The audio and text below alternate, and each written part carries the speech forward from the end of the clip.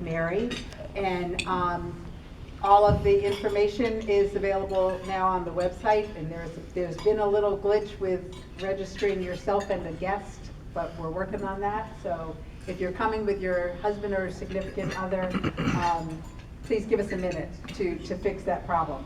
But otherwise, you can RSVP there.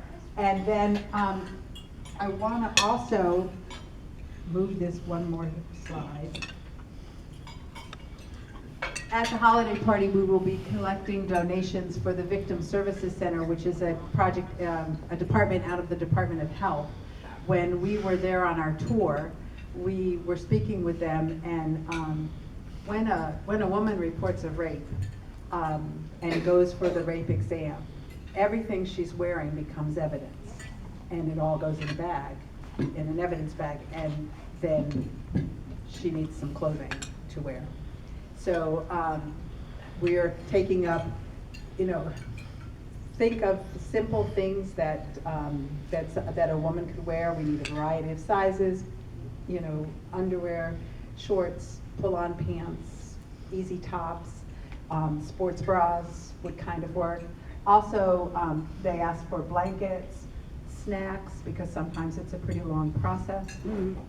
Bottled water, soft drinks, especially ginger ale. A lot of times people have kind of an upset stomach, and so the ginger ale works pretty well. So any of these items you can bring to the holiday party, and if you want to shop on Amazon, you can do that, and you can have, and if you're, especially if you're not able to come to the party, you can just have it shipped to my house. The next slide has my address, but you can always just talk to me and I'll give it to you. But that's our project. And then I want to thank everybody who brought peanut butter and jelly this morning. That came out of our gun violence prevention committee meeting last night, as we were talking about all the other issues going on in the county, in the state, you name it. And we were talking about how difficult it is when children are out of school, especially those who count on having a meal at school. And we were talking about weekends, and then somebody said, oh, well, they'll be out all week, next week. And so Pat Southworth said, well, we could do this. We could bring peanut butter and jelly. So I want to thank you all for doing that. And now I'm going to turn things over to Robin Dellinger, and she'll introduce our speakers. Hello, everybody. So we have two professionals from the school district to talk to us about curriculum and all kinds of subjects.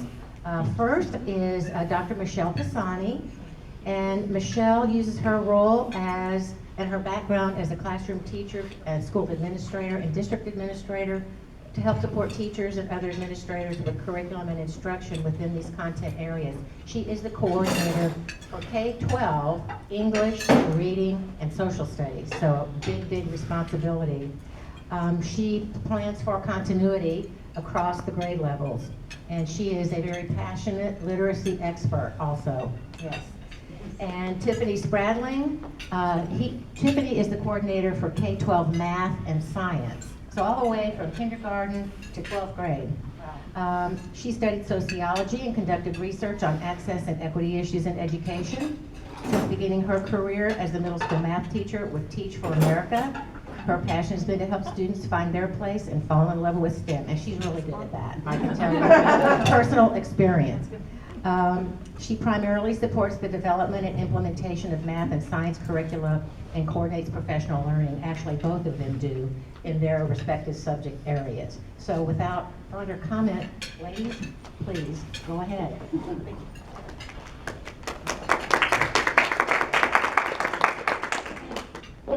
Thank you. We'll take a couple seconds to kind of transition. We have a presentation that we're going to put up here for you, and I believe as it came out in the advertisement for today's session that the topic, our title is Remaining Student-Centered in a Sea of Change.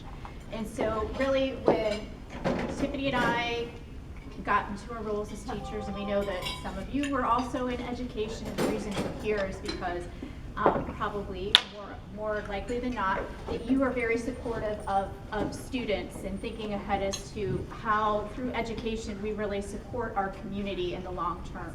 So when thinking of this, we know a lot has changed in education in the last 3 or 4 years, and we wanted to acknowledge that, but also acknowledge that really thinking about our students and what's best for them is where we come from and we approach things. So with that, we wanted to talk a little bit about some changes even before COVID. Our team was aware that we were ready, that there were going to be some major changes in education. Because in January of 2019, our governor had an executive order that asked to have our standards, the standards that we had there for curriculum for K-12, to really go through an overhaul and look at them closely. And so as a result of that and their recommendations, we have the BEST standards. It's probably what you may have heard of those. And the BEST stands for Benchmarks for Excellent Student Thinking. So in 2019, we knew that this was forthcoming. So with that, they were developed by Florida teachers. Some of the goals were to make them more concise than some of those national-based standards that we had before. And while we had our own standards in Florida prior to BEST standards, they really still did have kind of a connection with our national standards. And so the goal was to really try to make something that was more representative of Florida. And in those standards, we do have that connection with a civics book list. So it really does combine the subject areas that I support, and that we have a civics book list that's embedded within our ELA standards, so that as students are reading in their English classes, they're also being supportive in learning about social studies and different topics and primary sources as well. So we knew that all this was coming. So then on the right-hand side in that column there, we have a list of some of the implications that we realized were also coming, and that being that we were going to have new textbooks that would come with this. We'd have to do a lot of professional development with our teachers along these lines, and we'd have to revamp the resources and support that we provide to our teachers. So we knew that it was a big process. This slide here comes from a timeline that we got from the state when all this was being rolled out, and the timeline did not adjust because we were going through COVID. They kept to this rigorous, and they called it themselves an aggressive timeline. So in 2020-21, we were doing a lot of preparation, and then in 2021-22, actually our kindergarten through second graders in English language arts, they started to work with these standards. And they are, for English and language arts, they do, if you're a literacy person, they do make sense. And that they take a spiraling view of the benchmarks, and that we don't expect students to, at the beginning of the school year, to have everything mastered in the first quarter, that we keep going back and working with them through tests, but our goal is that by the end of the year that they have that level of mastery. So then in 2021-22, like I said, we had that implementation for our youngest students in ELA. And our district actually, when it talks about instructional materials, that's when we did our adoption for both ELA and math during that year. So we really took a look at what materials were available and what best met our new standards. So then last year, we went forth with implementation, K through 12 for both ELA and math. And we also worked on our adoption of our social studies materials that we have into play this year. So that's a brief timeline, and I'm going to let Tiffany talk a little bit about assessment.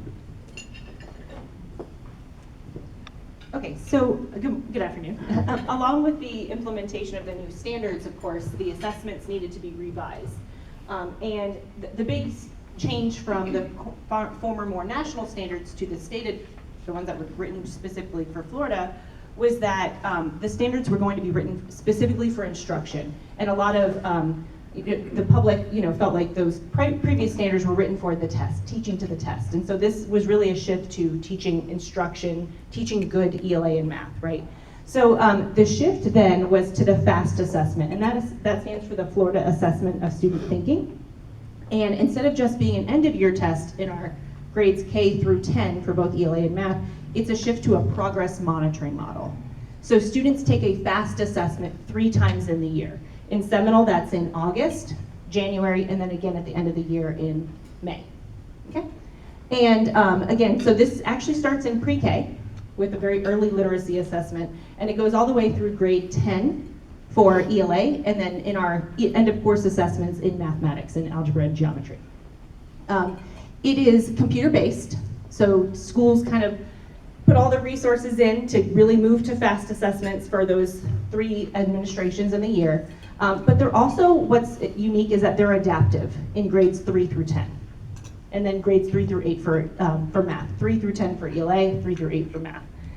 And that means that students do not necessarily see the same items as one another. They will still take, for example, a 3rd grader would still take a test that's all aligned to 3rd grade math and 3rd grade ELA, but the items that one student sees may be different because they're going to be answering in different ways. So it's getting a better glimpse of how students are thinking, and it's kind of giving them their score from there. So that is a big shift from the previous FSA to FAST. So this shift to the new standards really was, it was all stakeholders in Florida. There were teachers, there were state colleges, members from state colleges, there were administrators. It was all an all-in effort to rewrite these standards. And so it really is a shift, not just in content expectations, but in instructional expectations. The impact was meant to be in classrooms to support teachers and to support students. So it is a big, big, big shift from what maybe we've seen in the past.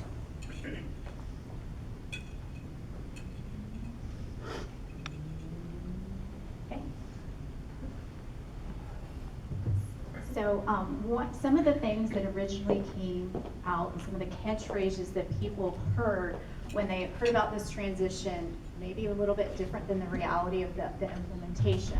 So one of the things that was heavily advertised was it was back to basics. But as we've dug in and we've worked with and gotten to know the standards, in reality, they really do provide a rigorous and thoughtful education for students, and really invite them to analyze and look deeply at things. And that's done through what we call, like in our world, it's taking different benchmarks and using them together to make things more complex and allow students to think through things carefully. It was not, like Tiffany said previously, it was not just rebranding what we already had and just giving it a new name. It wasn't saying, you know, this equals this, like it's really the same thing, kind of like a scale for like, you know, 12 inches equals a foot.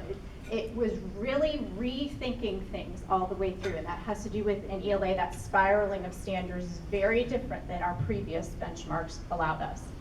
And then it really makes a case for teachers needing to know the benchmarks not only of their grade level, but what the previous grade levels, so that they have an understanding of what students are bringing to the classroom when they join them, and then also having an idea of where they need to go next year to allow for that continuity of instruction. So in ELA specifically, some things that were new are that focus on foundations of reading. And foundations of reading is basically phonics, so you know, the sounding out of words, and phonemic awareness, which is even prior to phonics, which is being able to listen and hear those segments of the language when students are playing, you know, with sounds. That's the initial part.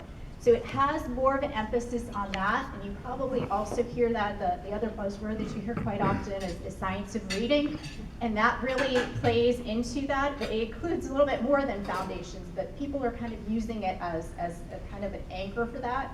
It also includes, when we talk science of reading, of comprehension as well.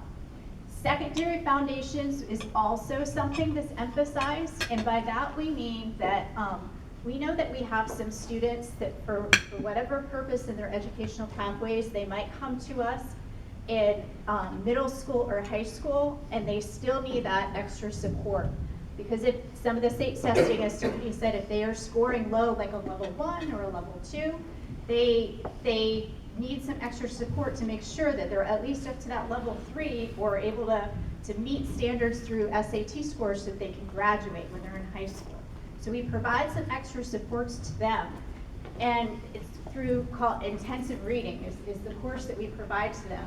And what these standards ask is that we look and see if there are gaps in their phonics and help students with that. Not just overlook it because they're older and they should have already learned that, but to really provide that explicit instruction if it is in fact needed for those students. In addition to that, it emphasizes the connection between reading and writing and having, which that seems kind of obvious to me, but this is my world. But that students really should be writing every day and using what they're reading to help them provide evidence and cite that evidence in what they do. And book lists were in fact provided within the benchmarks for grades K through 12, which provide a foundation of both, like I said before, primary source documents as well as a lot of classics that students might see along their educational pathway. Something else that is embedded, and Tiffany will talk about her side of the expectations. We call them the EEs, or the ELA expectations. And these are benchmarks. I know it probably looks very small from where you are, but they're expectations that are overarching K-12. Might look different in a kindergarten classroom than it does in a high school classroom, but it's something that should be emphasized throughout. So the first one that we have here is citing evidence to explain and justify your reasoning. Kindergartners should do that. Maybe they're just doing it orally. You're asking them why, a character, why did Clifford chase after Emily Elizabeth and the big red dog? They're gonna ask you too. Right? They love why questions. They might start with that. And then as you get to high school, it's gonna be a more in-depth, citing your evidence and actually going through and talking about your sources. The second one there is reading and comprehension grade level complexity text. Makes sense. Making inferences to support comprehension. Once again, that's going to look a little different for your kindergartners. It's, why was the character happy at this point? And then using, this is one of my personal favorites, using appropriate collaborative techniques and active listening skills when engaging in discussions in a variety of situations. So they give us some information within the standards of what this looks like along the way. In kindergarten, it's can you listen politely while somebody else is talking, which is a lovely skill to have. As you go farther on through that, and this is a beautiful thing when you do see it. One of the advantages to the positions that Tiffany and I have is that we're able to go into classrooms and see these things in action, and it really is a privilege. And as kids get older, the object is for you to like take what somebody else is saying, and when you respond to it, you refer back to it. And I've been in some classrooms where they'll talk about things like I'm trying to there was one where they were learning about Harriet Tubman, and they had read some articles and they were justifying their thinking, and it would be well, I agree with what Tiffany said and what Mary Jo said, and I have this to add. And as you're listening, you're like, wow, those kids were really listening to each other, because I can't remember the level of thinking that they do and listening to one another is quite impressive. And then number 5 there is using the accepted rules governing a specific format to create quality work.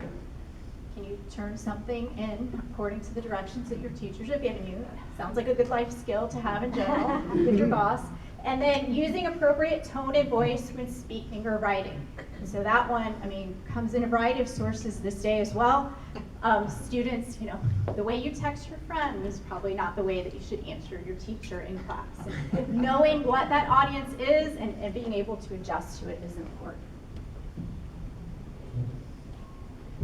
So we wanted to give you guys a few minutes to talk at your table about those EEs and talk about anything. I know I kind of quickly went over them, what stood out to you, and then if you had any ideas as to what some of those connections might be with the EEs to ensure that students can be more successful in life.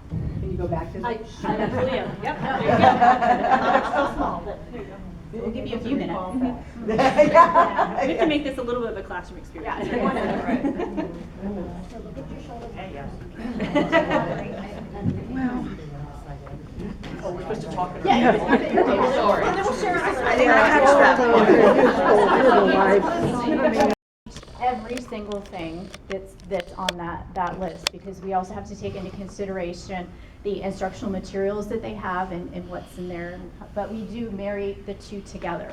So there is, I'm trying to think of, along the continuum in our social studies, we do what they're called DBQs, which are document-based questions, which take primary sources, such as I referenced before, and students go through an inquiry process where they work together in small groups, and this happens over several days, a couple weeks worth of time.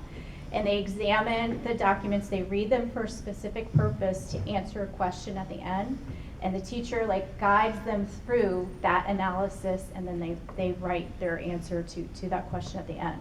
So in that example that I gave you, they were, as part of literacy, it's easier to speak something before you write it. So that teacher was having them discuss what their arguments were and what they thought in order to help them become better writers. But the list includes things from Dr. Martin Luther King, the Civil War, yes, Revolutionary War, everything. all, yes, it is a, What about current issues, or can students bring up issues about what just happened in the Middle East, or? that wouldn't necessarily be, I guess, embedded within our curriculum as such, because it is pretty current. Right. But I mean, when we talk about history, I would imagine they would make connections, especially in our older grade levels, to what is happening today. One last question. Yes, ma'am. Is Black history taught in which schools, or all schools, or what grade level? So we have that. So it is something that is embedded throughout our social studies, K through 12. That there is that expectation that we are highlighting the contributions of American, African Americans throughout that continuum. So it is embedded. Michelle, we do have African American studies, right? Yes, At high we do. school. It's a high school course. We do High have, yes. schools. Yeah. It's specifically, yes, it is also an elective course at high school too, as a semester-long course too. Yep. With the emphasis on reading, Yep. reading is fundamental. Yes.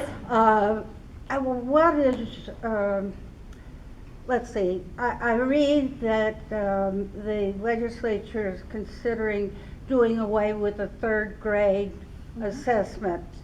I have a personal experience with this. My next door neighbor child, lovely kid, but she wasn't reading very well. When she got to third grade, her mother knew this too. She hired a tutor to come and make sure that child passed that third grade test. I wonder, I guess I want to ask, how often does that sort of thing happen? Are you, as educators, happy with losing the third grade test? The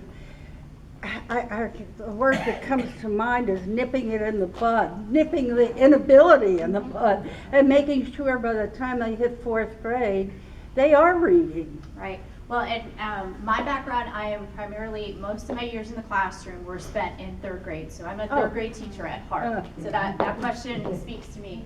I don't want to count my chickens before they hatch, because I don't know if anything has fully, I guess, been removed at this time. But as a third grade teacher, that was my job, to get my kids to read. So I use that as like my challenge, right? And I think that was my challenge, and I loved it, and I embrace it, and I think that if things change legislatively, we will have to continue to find a way to support our kids to get those foundations under their belt before they become intermediate learners. Because I know the other kind of little phrase is, you learn to read and then you read to learn, right? So we need to get them reading so that they're able to do that harder material once they get to intermediate grades in middle school. So to follow up with that, you would, for those of us listening to you, you would support our, as individuals, our speaking to our legislators about retaining the third grade test? Oh, you don't want to say that. Like I said, I'm not counting my chickens before they Okay. hatch kind of thing. I think there's way too much testing. Mhm. And it's creating just a mayhem mess of testing. And also, I know that, you know, a lot of them are computer-based, but some students that have special needs, they do paper and pencil if they need to. So we are able to There's do the that. argument on the other side. I know. The testing is out Yeah. of control. But I think it's important to realize We that have to assess. before we had the third grade testing, the goal is for kids to read, and if they can't, then we're putting in steps and programs to get them to read.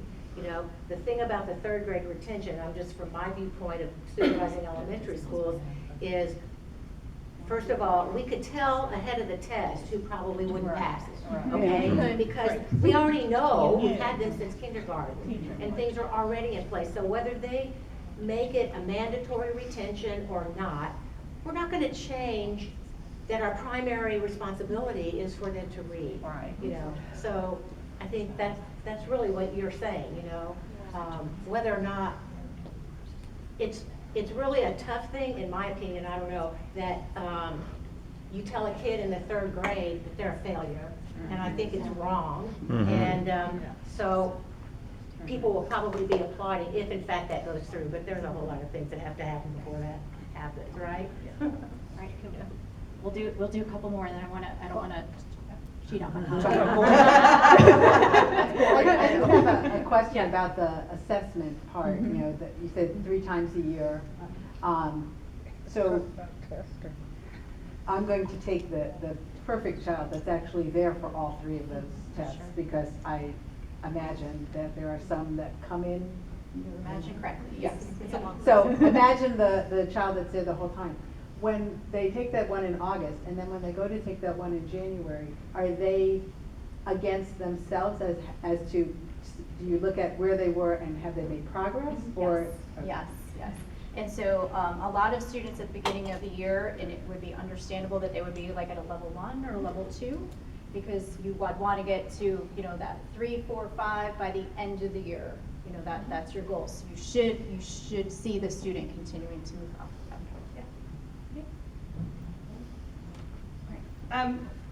So the third grade test, I think my mom probably predates Dr. Dillinger a little bit. She was a third grade teacher before the very first test. She liked the test because it was a big news story and it got parents engaged. Yeah. Now, I agree that there's too much testing, but if we're gonna dump tests, I can think of other ones than this really well-publicized water market education, because it is the third grade year where you transition from learning to read to reading your curriculum to be successful in all of your other areas. And yes, the teachers know who's not gonna pass that test at the end of the year, but the parents know about this really high stakes thing, and where you say somebody gets tutoring for their child, well, they knew about that test, that child needed additional support, they got the child support. So having that really strong flow point in education, it's almost like high school graduation at a lower level. You have to graduate your child through this hoop in education that they can read in order to go forward. And so she started in the late 80s and was there well past 2000. I guess my daughter, so into 2013, 14, 15. So multiple iterations of the test. And the other thing that she said was, and you guys will probably appreciate this, third grade started to beat up second grade about the quality of instruction in second grade. Second grade started to beat up first grade about the quality of instruction that was in first grade, and it went down. So what that one test did was increase the quality of instruction all the way through the primary level. Because the teachers in third grade did not want to deal with kids who were like middle first grade readers when they came to them for second grade. So there are a lot of good things about the testing. There's a lot of arguments about how much testing, because I work in a school, I know how much testing takes. So there's a lot of arguments about that, but having that strong flow point right there, a checkpoint, And then for the other students, because I know we have a lot of special ed people here, packeting, I know it's a lot of extra work, but there are a lot of alternatives to work children who have issues through that flow point, as long as those continue to be successful, you know, and available to them, you know. And my child is a 5th grader, and the schools handle the testing so well. It is a positive experience. She's a gifted student, she's in like the higher class and everything. Her little coterie, testing is a positive and exciting time for them. So it's very much about the attitudes of the schools, the attitudes of the parents, and things like that. So that is another thing that I've noticed, is we are much more upset about testing than the students are. Thank you. Yeah, thank you. Go ahead. Okay, we'll shift to a much less controversial topic, math. So, you know, in addition to the development of the ELA standards, of course, again, math needed a complete overhaul too. And a lot of times, you know, there's that thought of math is math is math. It's the same in every culture. It's the same in every, you know, every year, no matter what the standards are. And that actually is not true. That math is not always math the same way. And we need to honor how kids approach mathematics. And we need to respect that there are all cultural differences and there are different ways in how students think. You've heard the phrase, I'm not a math person. Well, that, you know, this is something that's passionate to me. As Dr. Dillinger mentioned, I did teach for America right out of college, so I was not an education major. And by high school, I did not like math. That's why I was a sociology major instead of an engineering major. And when I joined Teach for America, I said, I want to teach social studies. I want to teach high school government and economics. And they said, nope, you will never find that position. You're going to teach math in middle school. And I was like, okay, that's fine. By December, though, I didn't want to teach anything else other than math, because I was learning it now in a way that, by teaching it, I was learning in a way that I wish I would have learned it from the front end, because I was thinking and I was reasoning and I was problem solving, and I wasn't doing that when I was in school. I was just kind of computing, right? And so there was a lot of space for math instruction and math learning to grow. And so I was really happy when the BEST standards were developed, because that was the emphasis. So the standards were written using clear and concise language for teachers, students, and families. And that was just so that that communication can happen between community and students and teachers. In addition, another really excellent feature that makes everybody happy, all stakeholders, is that there was an emphasis on how students will become fluent in mathematics, and specifically like facts or procedures, and again, honoring how they approach it. We think of the one way to do division, that long division, right? Long division is not everywhere around the world. Long division can look very different in different cultures, and we want to respect that. So all through K-8, there is a really fluid way that kids learn about facts, and they think and reason through it, instead of just the flashcards and the skill and drill, the games that you would play in elementary where you'd have to stand up and recite all your facts. And then finally, the state was really excellent about providing targeted resources to provide teachers and schools with to guide planning, instruction, and assessment. So just like Michelle shared for ELA, mathematics in K-12 has what's called the mathematical thinking and reasoning standards. Again, whether students in kindergarten or they're in AP Calculus BC, the thinking and reasoning standards are how we get kids to be problem solvers, because mathematics is not about computing. It's about thinking and reasoning and problem solving. And that obviously has incredible implications for how you act as an adult, right? You can think critically, you can problem solve. And that comes from numeracy, it comes from mathematics, as well as it comes from ELA. So here on the screen you see the mathematical thinking and reasoning standards, which are the MTRs. And these are primarily in math, but also in science, and can definitely translate to some other areas, CTE or career tech. But the first one says that students actively participate in effortful learning, both individually and collectively. Math is not a single thing, right? We learn math together. Second one, students demonstrate understanding by representing problems in different ways. This is again where we honor how students' brains work differently. And it doesn't really matter how you get to the problem, you've just solved it. Because if you're at a job later in life, your boss doesn't say, I want you to do this one way. They want to honor how you can do it because they need efficiency from you, right? Third, complete tasks with mathematical fluency. Fourth, this kind of looks like the one that Michelle shared. It's one of my favorites as well. Engage in discussions that reflect on the mathematical thinking of self and others. That looks very different from when we were in school, right? It was sit in rows and do math, right? So this is very different. Use patterns and structure to help understand and connect mathematical concepts. Algebraic reasoning begins in what grade do you think? Kindergarten. Yep. Students start learning algebra. As soon as they learn that 5 birds were on the fence and some flew away, how many are, and then there's 2 left, that's algebra. That's them going, well, the missing number must be, I can work backward. That's algebra. So that, we want kids to understand that you've been doing algebra since kindergarten. You've got the tools you need. And then assess reasonableness, of the solutions and apply mathematics to real world contexts. So you can see the emphasis here is that thinking and reasoning, getting kids to do the work instead of just listening and just kind of repeating procedures. And I love this for math, that it exists in this state. So we're gonna ask you to do the same thing. Which MTRs stand out to you, and which do you think will have the greatest connection to ensure that students are successful later in life beyond K-12? We'll do a minute. Build on a couple of things that both Pat and our friend in the back talked about, which was the parental involvement. I mean, we hear a lot about, I don't think I need that. Okay. We hear a lot about parental rights, and I would like to add parental responsibilities. And so when we have these 7 or 8 standards that are clear from K through 12, do we have resources available online? And I know our teachers do every year talk about it, but strategies that say, okay, so if you're singing, I was singing, 5 green and speckled frogs and 1 grub, we got 4 on the log. That's algebraic thinking, and this is where it starts. So some real world examples, and I know I heard from this middle table that we certainly have parents that aren't as involved for a variety of reasons. Just a variety of reasons.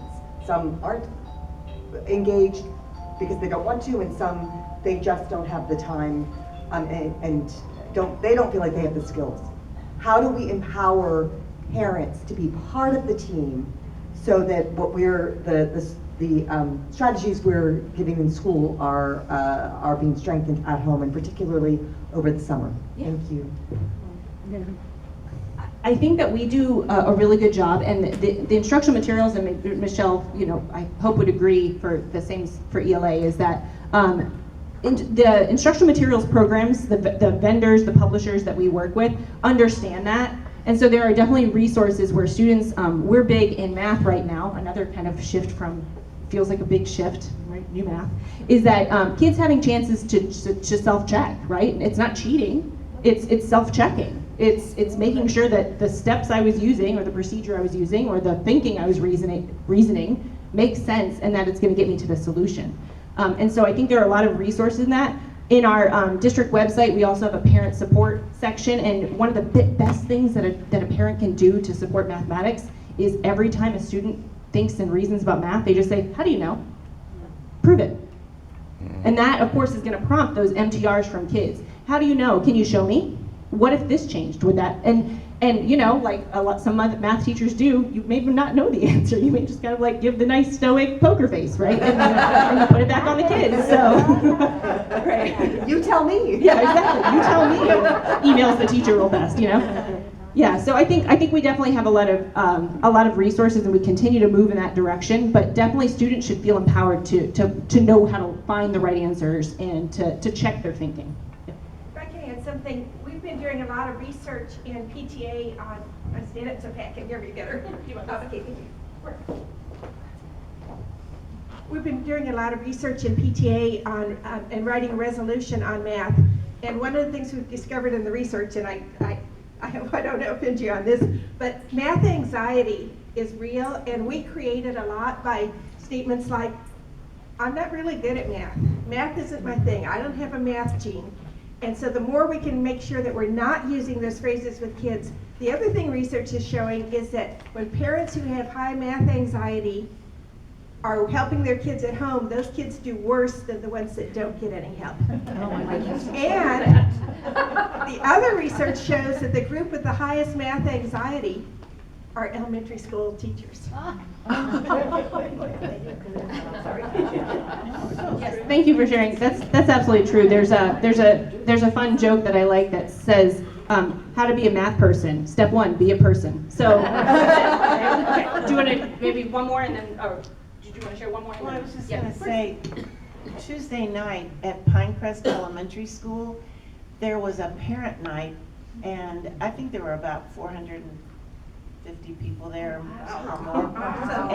But the reason was because there was a grant, so they were able to pay the teachers to stay so that the parents could work with the teachers, and then some of us were volunteers to work with the children. So we were doing some really fun math things that their parents were learning about with the teacher. And just as a classroom teacher myself, the way I used to help my parents who would say, I can't figure out how to do this math, I want my child to do the old way, that works. I would try to encourage them to come into the classroom with me so that we could show them. So I think that connection with the parents, which takes me to when we take money away from public school, we are not putting money into programs like I'm talking about that Pinecrest had. That's very expensive. So my Kiwanis Club is going to try to raise some money to help them do the next one. So community involvement, but also Tallahassee. Thank you. Thank you. Okay, well, we'll shift gears a little bit more. We know some of the other things that you all wanted to hear about. So we're going to talk, I'm going to finish up by talking about adopted instructional materials, and then I'll pass it back to Michelle.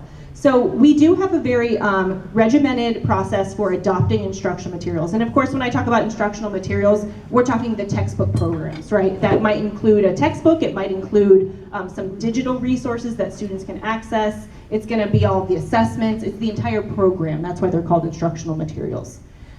So the state of Florida approves a list of all instructional materials that can be adopted by districts for core courses. And that is called a short bid list. And from there, SCPS convenes publicly noticed committees to review those materials and then select the program that is best aligned to state standards and meets our SCPS students' needs. And that is a committee of teachers. At least one teacher from each school is invited and represents. That also includes district curriculum staff. And primarily that is the teachers on assignment, which are classroom teachers that have worked with our department to write curriculum and to provide professional learning for teachers and for development. In addition, parent representatives are encouraged and invited to attend these committees and participate. And then finally, the public is invited to submit feedback, and of course, because they are committees, they're invited to attend those committee meetings as well. In addition, we also have public preview nights where parents and community members can see all of the materials from the publishers themselves so they can get a look. So there's plenty of opportunities for everyone to be involved in these committee meetings that choose the instructional materials. Once the committee has convened and has selected an instructional materials program, our superintendent is notified, and then our school board then approves the committee's recommendations. Once the state has given the green light, so to speak, then materials are purchased for all students enrolled in that course for the entire adoption period. Okay, so all of our students, we take care of that. That's all in the budgeting. And that's kind of in a nutshell our process. As Michelle said, last year we adopted social studies K-12. Right now we are in the thick of K-12 science. So also, you know, it's a great experience for teachers. Well, just so you know, the reason why I went woohoo for when I was in the classroom for 26 years, our last adoption for social studies was 2011. Wow. So I was fighting it tooth and nail, like this has got to change through the state, and thank goodness it did. Yes. So, with all the information that we've given you today, a big part of my job and Tiffany's job is helping to support teachers on how to filter through all this stuff and really get to the heart of instruction. So the way that we do that is through what we call the instructional frameworks, which are the online digital resources that we have for our teachers by grade level and by course to help them with their materials. So it starts back with the benchmarks and really thinking about what it is that we have to teach our students at each of the courses and grade levels.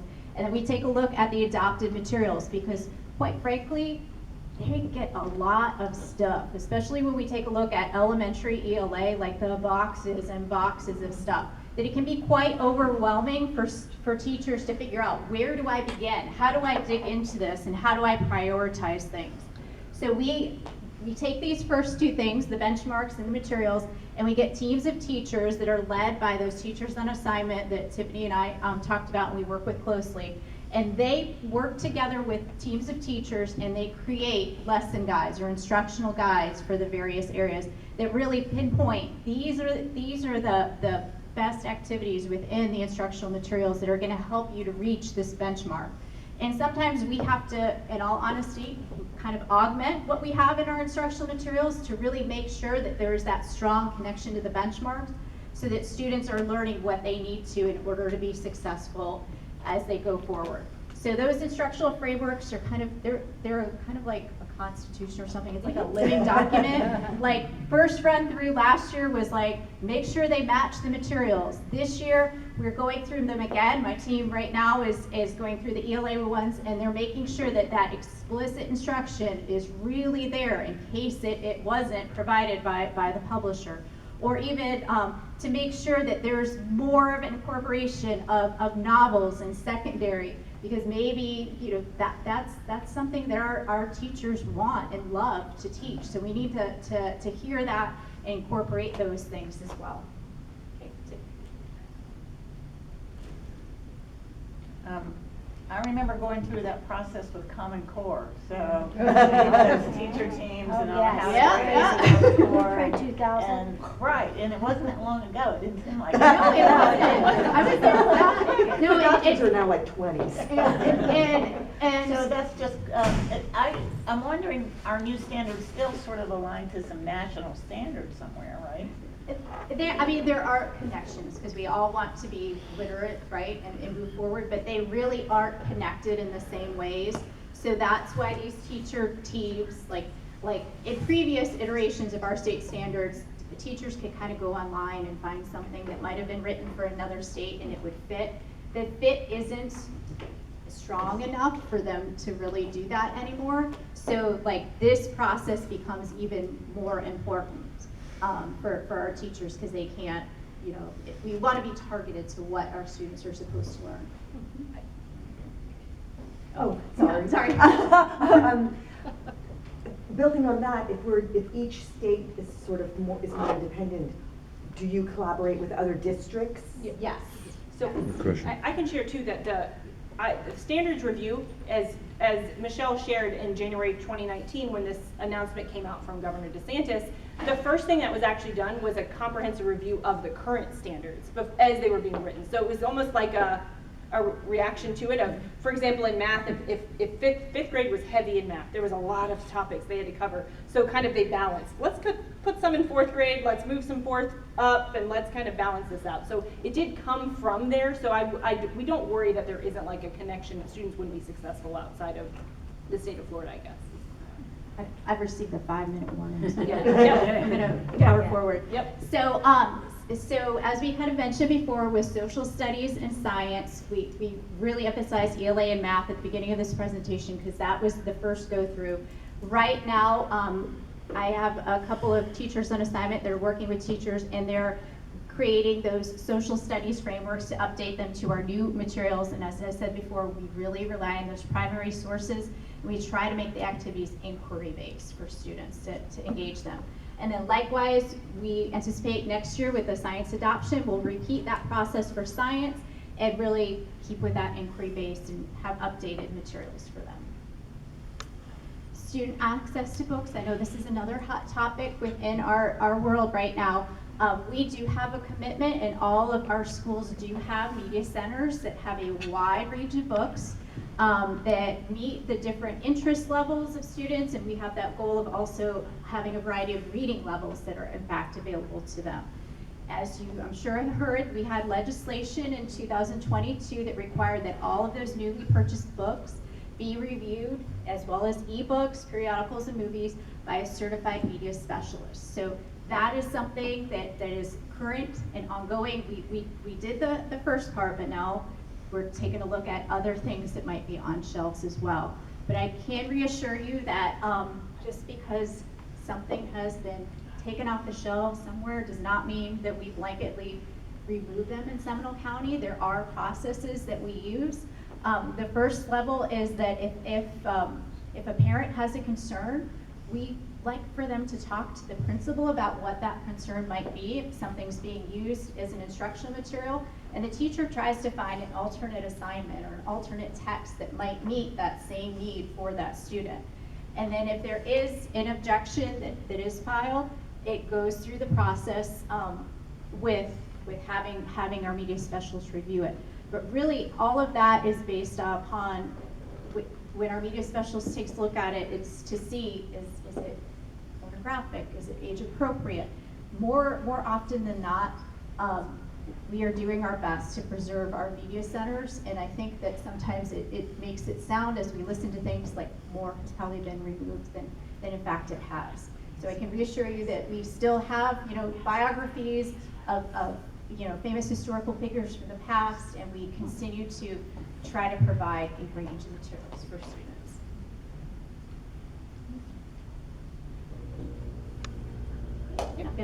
We'll wrap up.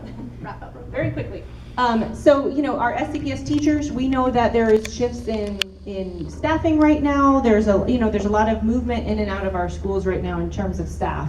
And so we definitely have a lot of protocols in place. One of the ones that comes from our department, Teaching and Learning, is called the NEST program, New Educator Support Team. And those are kind of train the trainer models that we have, where teachers on campus act as the mentor teacher, and they get really up-to-date resources. They meet, I think, monthly in the evening, and so they're constantly getting that support from our team and with one another.